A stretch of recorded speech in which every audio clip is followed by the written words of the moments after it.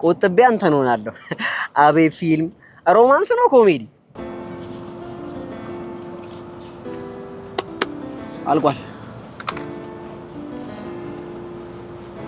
ያስ አብር ጨምር። ኧረ ይበቃል ብራዘር። እኔ እዚህ ፀሐይ መቀጠቀጥ የሰራሁበትን ላገኝ አይደል? እኔ አብር ጨምር በእናትህ። ታዲያ በጸባይ አትጠይቅም እንዴ? ምን አይነቱ ነው በእናታችሁ?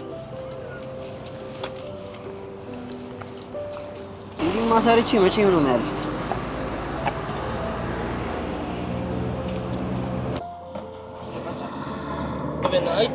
ይሄው አለበል። ለምን ትጫዋለህ? ቀስ ብለህ አታወራም እንዴ?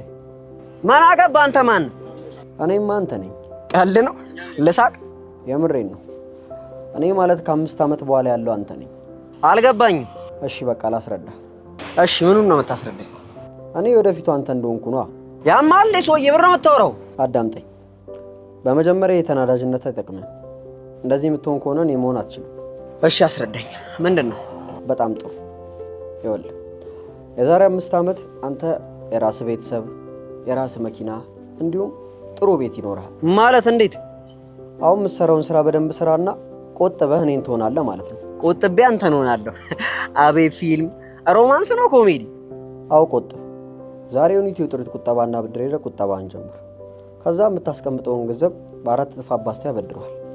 ስለዚህ ቀስ በቀስ እኔን ትሆናለህ ማለት ነው። እኔ እንላምን አልችልም። እመነኝ። የዛሬ 5 ዓመት እኔ ያልኩን ካደረክና ከኢትዮ ጥሪት ተበደረ ከሰራህ እንገናኛለን።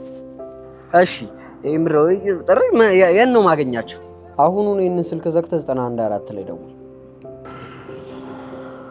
9124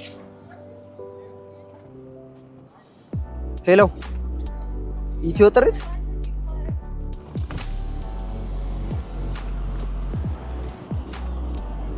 አልሞ ይቆጥቡ፣ አቅደ ይበደሩ።